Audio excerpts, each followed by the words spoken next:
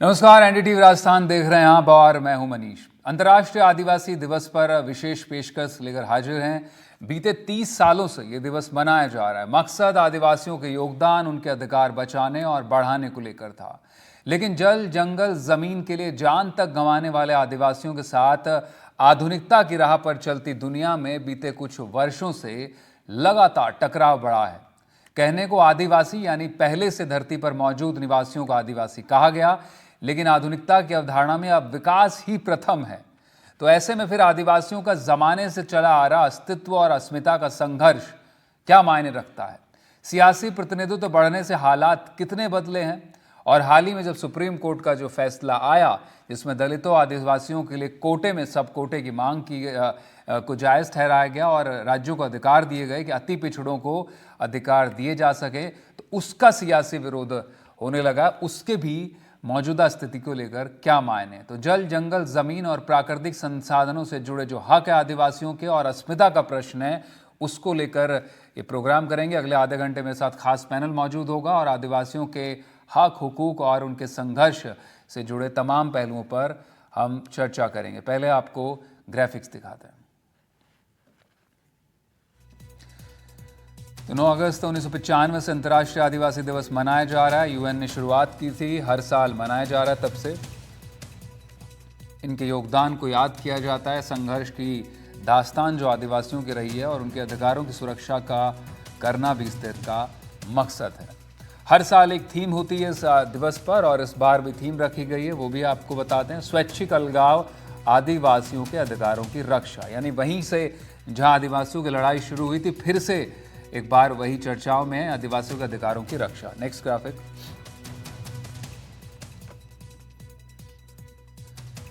दुनिया में 6.2 और देश में करीब 8.5% आदिवासी रहते हैं। 70% से ज़्यादा एशिया में है और विश्व आबादी में 6% आदिवासी हैं। राजस्थान की बात करें तो 13.5% ट्राइबल आदिवासी हैं। अकेले राजस्थान में बांसवाड़ा में सबसे ज़्यादा 70% आदिवासी हैं। उदयपुर में 56%, दौसा में 26% आबादी जनजाति है। 90 देशों में करीब करीब 48 करोड़ आदिवासी रहते हैं। इसमें 70% यानी कहें कि 3/4 के आसपास आबादी सिर्फ अकेले एशिया में है और उसमें भी भारत में भी अच्छी खासी आबादी आदिवासियों की है। करीब 10 करोड़ से ज़्यादा आबादी आदिवासियों की मानी जाती है। Next graph. आबादी, भूगोल और सियासी गणित आपको समझाएं। 3 लोकसभा सीटें एसटी के लिए आरक्षित है राजस्थान से। 25 विधानसभा सीटें एसटी के लिए आरक्षित हैं विधानसभा में। बांसवाड़ा, उदयपुर, डूंगरपुर, चित्तौड़गढ़, दौसा जनजाति बहुल इलाके हैं और कुल देश में आबादी जो 8.6% है, राजस्थान में करीब 13.5% आदिवासी रहते हैं। 10 करोड़ आबादी आदिवासी। इसमें से माना जाता है करीब 30 लाख आदिवासी अभी भी मुख्य धारा से कटे हुए हैं। शिक्षा के स्तर को लेकर, सामाजिक स्तर पर और स्वास्थ्य को लेकर, रोजगारों की स्थिति को लेकर। तो करीब 190% से ज़्यादा बजट में बढ़ोतरी हुई है। बीते 10 सालों में आदिवासियों के लिए 4200 करोड़ रुपए बजट था 2014 में और इस साल का जो केंद्रीय बजट आया उसमें 13,000 करोड़ रुपए आदिवासियों को दिए गए हैं। शिक्षा, स्वास्थ्य, इंफ्रा पर खर्चा होगा। जनजाति विकास मिशन जैसी कई स्कीमें चलती हैं। अब इन स्कीमों की कितनी पहुंच हो पा रही है और कितने हालात इससे बदल रहे हैं, उसको लेकर सवाल है।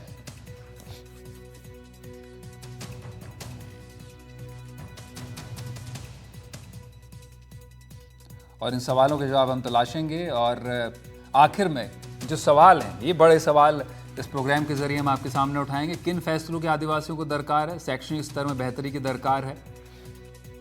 ट्राइबल पहचान बचाने और मजबूत करने की मांग है। विकास कार्यों के चलते जो पुनर्वास हो रहा है, रिहेबिलिटेशन हो रहा है, जमीन से जो जा रहे हैं आदिवासी, उनके मजबूत पुनर्वास की जरूरत है। आदिवासी जमीन संसाधन अधिकारों में भी सुधार की जरूरत है। तो मेहमान हमारे साथ इस वक्त जुड़ चुके हैं और उनका रुख करें। मैं आपको रूबरू कराऊं। आलोक वत्स हमारे साथ बीजेपी से जुड़ेंगे। सतीश कुमार सोशल एक्टिविस्ट हैं। वहीं पर अर्जुन मेहर भारतीय आदिवासी पार्टी से होंगे और जीएल वर्मा दलित चिंतक हमारे साथ में मौजूद होंगे। जीएल वर्मा, आप ही का आप पहले रुख कर लेते हैं इस प्रोग्राम के जरिए।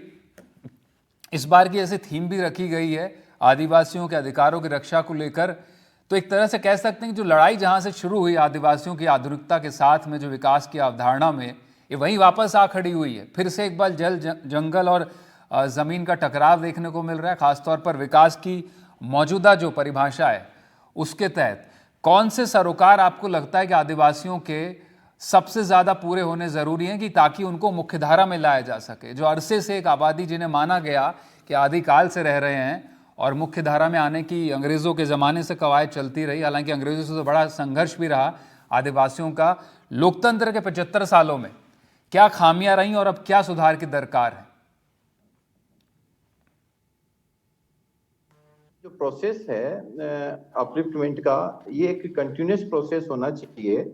और आप जो कह रहे हैं आदिवासी और मूल निवासी, हालांकि इंडिजिनियस नाम दिया है इन्होंने, जो संस्था है उन्होंने वर्ड की, तो इसमें सबसे पहले तो इनका स्तर सुधारने के लिए हर एक चीज के लिए शिक्षा की जरूरत है।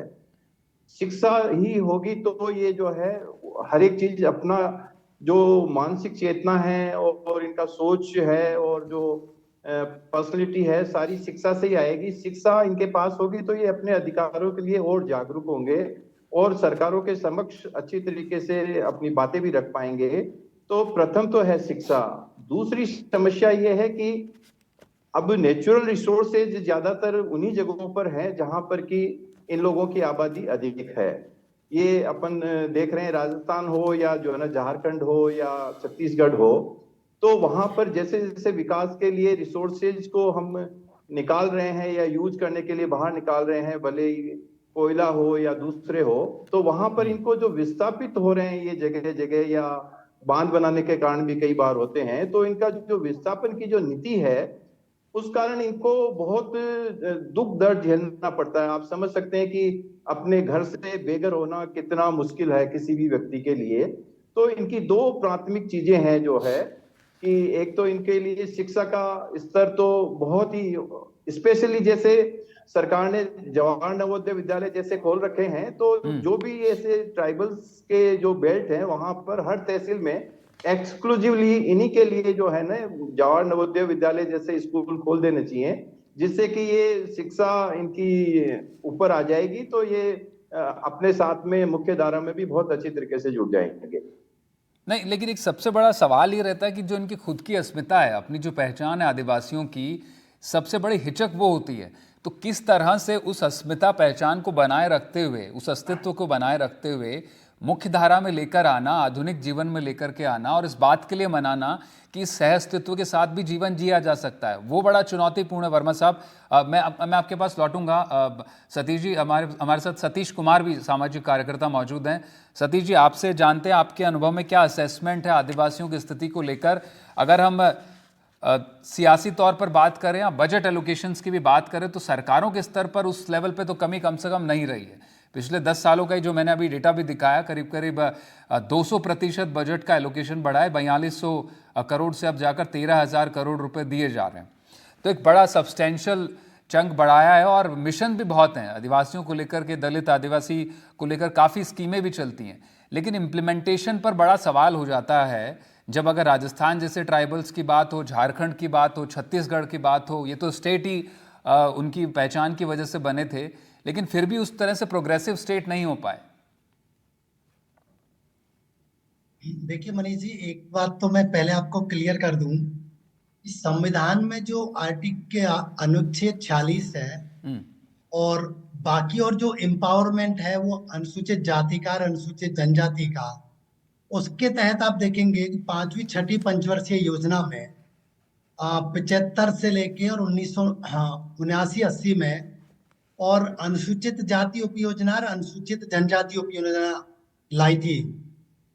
तो केंद्र सरकार लाई क्योंकि पहले पंचवर्षीय योजना बनती थी तो योजना आयोग हुआ करता था, जो कि अब नीति आयोग में तब्दील हो गया है जी। तो उसमें ये दोनों योजनाएं थी, इनका बहुत मेजर बजट कंपोनेंट था। क्योंकि कई जो national commission for schedule caste और शेड्यूल ट्राइब ने भी रिकमेंडेशन किया और कमेटी ने भी स्पेशल रिकमेंड किया कि जब तक इन दोनों वर्गों का आर्थिक सशक्तिकरण नहीं होगा तब तक और दूसरे यानी कि अत्याचार और दूसरा समाज की मुख्य धारा में आना बेमाना है। तो ये जो कंपोनेंट था अनुसूचित जाति उपयोजना और अनुसूचित जनजाति उपयोजना, इनके कुछ 4-5 फीचर्स थे। एक तो ये था कि जितने भी डिपार्टमेंट हैं, चाहे वो केंद्र सरकार है चाहे राज्य सरकार है, इनके जनसंख्या के अनुपात में बजट आवंटित करेगी। नंबर दूसरा ये है कि ये जो बजट है ये लैप्स नहीं होगा। नंबर तीसरा ये है कि ये जो बजट होगा ये पूरा उन्हीं के ऊपर खर्च किया जाएगा। कम्युनिटी एसेट्स हैं वो डेवलप की जाएंगी, जैसे कि स्कूल हो गया, शिक्षा हो गया, इंफ्रास्ट्रक्चर हो गया, उनकी बस्तियों का विकास हो गया। और चौथा ये था कि इनका जो बजट है वो डाइवर्ट भी नहीं किया जाएगा। लेकिन आप देखेंगे कि राजस्थान में जब 2006 में हमने बार्क ने मिलकर स्टडी करी, तो राजस्थान में महज 1.5% तो आदिवासी का, 2% अनुसूचित जाति का था।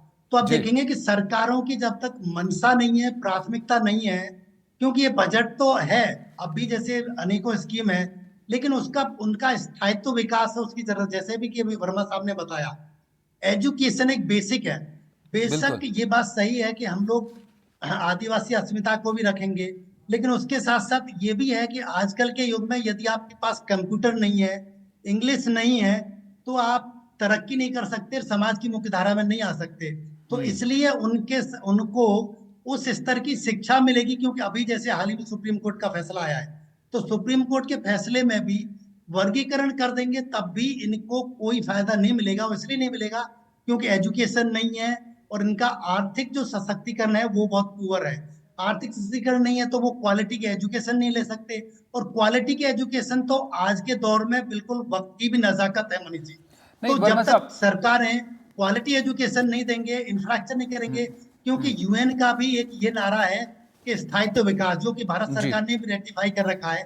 तो स्थायी योजना ऐसी बने जिनमें कि इनमें ज्यादा से ज्यादा, इनकी जैसे महिला है उनकी तो और भी ज्यादा वो हालत खराब है, तो महिला शिक्षा के ऊपर एक्सक्लूसिवली हॉस्टल खोलने की जरूरत है, उनको भी समाज के में मुख्य धारा लाने के लिए। और बाकी अनेकों स्तरों पर प्रयास करना होगा ताकि इनको भी उच्च स्तर पर, क्योंकि अभी ये कानून का जो संविधान का वो इक्विटी का सिद्धांत है। इक्विटी का मतलब है कि जिस समाज को जितनी जरूरत है उसी के अनुसार बजट आवंटित किया जाए, और बजट आवंटन को प्रॉपर मॉनिटर भी किया जाए। क्योंकि सरकार पहले तो बजट आवंटन नहीं है, बजट आवंटन नहीं है तो उसकी कोई ठीक है। मॉनिटरिंग नहीं है, ठीक है। मॉनिटरिंग नहीं है तो डाइवर्ट बहुत है। तो इसके लिए बहुत जरूरत है सरकारों की प्राथमिकता, और सरकारों की और विल पावर भी बहुत जरूरी है, इच्छा शक्ति भी बहुत जरूरी है, मनीष ठीक जी। है। ठीक है, कवायद हालांकि होती है, सही कहा आपने कि विल पावर की बहुत ज़्यादा ज़रूरत है, अब सियासी तौर पर टोकनिज्म ना हो। लेकिन ये बड़ा सवाल आपने उठाया कि अगर सुप्रीम कोर्ट का जो फैसला है सब कोटे का, अगर वो लागू भी होता है तो भी स्थिति नहीं सुधरेगी। ये अपने आप में सवालिया निशान इसलिए है कि तो क्या ये मान लिया जाए कि फिर इसको लागू नहीं किया जाए, जो कि असल में उसकी जो मूल भावना है, मूल भावना यही है कि जो पिछड़ों में भी अति पिछड़े रह गए हैं उनको ऊपर लाने का सिर्फ एक यही रास्ता बचा है, ताकि उनमें जो ऊपर की क्लास क्रिएट हो गई है वो सिर्फ आगे ना बढ़ती रहे। अब मेरे साथ आलोक वत्स जी भी हैं, बीजेपी नेता हैं, स्पोक्स पर्सन हैं, अब काफ़ी सियासत को समझते हैं। आलोक वत्स साहब, जब से सुप्रीम कोर्ट का फैसला आया है, किस तरह से आदिवासियों और दलितों को ऊपर लेने की जो बात कही गई कि वहाँ पे भी एक क्रिमिनल का प्रावधान रखा गया है, राज्यों को अधिकार हो कि वो आइडेंटिफाई करें किन किन इलाकों में और किन किन जगहों पर आदिवासी और दलितों में ज़्यादा पिछड़ापन है, उन जातियों को सब कोटा दिया जाए, उनको आगे लेकर आया जाए, जो अभी सतीश कुमार जी भी जिक्र कर रहे थे। आपको लगता है कि उसको सरकारों को, राज्यों को लागू करना चाहिए? क्योंकि अभी तो प्राइम मिनिस्टर से भी मिलना शुरू हो गए हैं SC STs के सांसद, मुलाकात कर रहे हैं, उसके खिलाफ खड़े हो रहे हैं, आप ही के NDA के घटक दल भी। देखिए मनीष जी, मोदी सरकार की मंशा है कि आदिवासियों का संपूर्ण उत्थान हो, और इसीलिए आपने देखा है कि बजट में भी दोगुना से ज्यादा का इजाफा किया गया है। 13,000 करोड़ आवंटित किया गया है कि जनजाति का इंफ्रा, स्वास्थ्य, शिक्षा, इसका स्तर ऊपर उठे। जी। और इसी के तहत इनके अस्तित्व और अस्मिता को ऊपर करने के लिए सुप्रीम कोर्ट ने कोटा विद इन कोटा की बात की, और ये बहुत जरूरी है, क्योंकि जो क्रीमी लेयर है उसको देने का क्या औचित्य है? वो तो ऑलरेडी हर चीज से संपूर्ण परिपूर्ण है। लेकिन जो लोग बिल्कुल आर्थिक रूप से कमजोर हैं, शैक्षणिक रूप से कमजोर हैं, जिनके पास स्वास्थ्य की कोई समुचित व्यवस्था नहीं है, उनको अगर SC/ST में उनको अगर आइडेंटिफाई करके अलग करके उन पर विशेष ध्यान दिया जाए तो मैं समझता हूं ये सामूहिक विकास जो इनकी परसेंटेज है, खासकर राजस्थान में 13.5% है, कुछ इलाकों में तो 56% तक है, ये लोग 37% तक है, वहां पर विशेष ध्यान देकर सर्वप्रथम इनको शिक्षित करना चाहिए। और जैसा कि सामाजिक कार्यकर्ता सतीश कुमार जी ने कहा, जब एक बार इनका शिक्षा का स्तर बढ़ेगा और ये compete करने लायक हो जाएंगे, इंग्लिश हिंदी सब चीज में जब इनकी जानकारी ज्यादा होगी, उसके बाद इनको आर्थिक रूप से मजबूती मिलेगी और वहां पर जो इंफ्रा इस तरीके के बिल्ड किया जाए जहां ये स्वरोजगार को भी स्थापित करके आगे बढ़ावा दे सकते हैं। तो ये सब कुल मिला के एक बहुत अच्छा कदम है। जिन लोगों के पेट में दर्द हो रहा है, चाहे वो हमारी पार्टी के क्यों ना हो, क्योंकि देखिए ये क्रीमी लेयर जो है ये हर जगह मौजूद है। ये जो 80% लोगों को राशन मिल रहा है, इसमें मनीष जी आप मानिए बहुत से ऐसे लोग हैं जिनके पास 4 व्हीलर है, एक नहीं 2-2 3-3 है, वो भी ले रहे हैं ये मुफ्त का राशन। इसी तरीके से इस क्रीमी लेयर में भी ये जो SC/ST है, इसमें बहुत से ऐसे लोग इसका लाभ उठा रहे हैं जिनको किसी तरीके की कोई जरूरत नहीं। तो इस पर राज्यों को विशेष ध्यान देकर इनको अलग करके और सब इन पर फोकस करके इनके यहाँ इंफ्रास्ट्रक्चर दें, स्कूल खोले, नवोदय विद्यालय इत्यादि, इंग्लिश स्टैंडर्ड के भी स्कूल में इनको दिया जाए, इनके स्वास्थ्य की भी पूरी व्यवस्था की जाए और ऐसा इंफ्रास्ट्रक्चर दिया जाए ये स्वरोजगार भी कर सके या फिर समाज में जो अन्य तरीके के जॉब्स हैं उसमें अपने को स्थापित कर सके। वत्स साहब, बातें बहुत होती हैं शिक्षा स्वास्थ्य को लेकर, निश्चित रूप से होना चाहिए, लेकिन जितना मेन स्ट्रीम की बातें होती हैं सियासी तौर पर कहा जाए या फिर प्रशासनिक तौर पर भी, उतनी रीच और उतनी एक्सेसिबिलिटी इनकी भी नहीं हो पाई है। अभी अगर आप भी खबरों से वाकिफ़ हो, हम NDTV पर भी दिखा रहे हैं किस तरह से गुजरात से सटे आदिवासी इलाकों में चांदीपुरा वायरस के चलते बच्चों में संक्रमण फैल रहा है। वहाँ भी ये इस तरह के संक्रमण और स्वास्थ्य की समस्याएं बढ़ी रही हैं, लेकिन फिर वही बात वहां जाती है कि हम कहते हैं कि होना चाहिए लेकिन होता नहीं है। ये जो होना चाहिए और होता नहीं है ना, उसका बड़ा फर्क है। उसके चलते ही आदिवासी कभी मेन स्ट्रीम तक आ नहीं पाता। बता दूं, हाँ, एक चीज मैं बता दूं मनीष जी कि मोदी सरकार में स्वास्थ्य के ऊपर विशेष ध्यान दिया गया है। आज 40 करोड़ लोग स्वास्थ्य का लाभ उठा रहे हैं 5 लाख तक का, जिसको बढ़ाने की बात हो रही है, जो बिल्कुल ही सोच भी नहीं सकते थे। मेडिकल कॉलेजेस में इजाफा हुआ है, एम्स में इजाफा हुआ है, 44 एम्स बन रहे हैं पूरे हिंदुस्तान के अंदर। अब उस आदिवासी इलाके में एम्स जाए तब बात है। वत्सा, मैं लौटूंगा आपके पास। हमारे साथ अर्जुन मेहर भी हैं, भारतीय आदिवासी पार्टी के वॉलंटियर हैं, अक्सर प्रोग्राम पर जुड़ते हैं। अर्जुन, अब जो आदिवासी दिवस पर बात हो रही है, किस तरह से आदिवासी इलाकों को और आदिवासी आबादी को मेन स्ट्रीम में लेकर आया जाए, आपकी तो पार्टी आदिवासी हितों को लेकर काफ़ी बातें कर रही है, उसी के इर्द गिर्द सियासत भी, आपके सांसद भी राजकुमार रोत, पार्टी फाउंडर भी अब दिल्ली का रुख भी कर चुके हैं।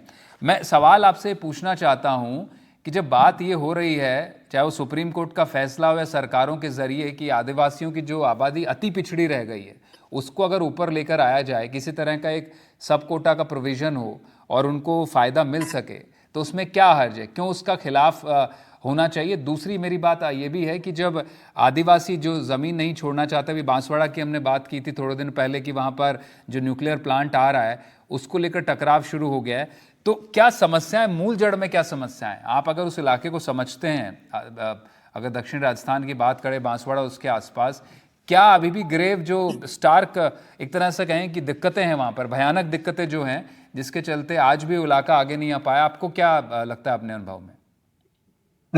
जी, सबसे पहले तो आपके चैनल के माध्यम से सभी प्रदेशवासियों और देशवासियों को विश्व आदिवासी दिवस की शुभकामनाएं, उन्हें क्रांतिकारी जोहार।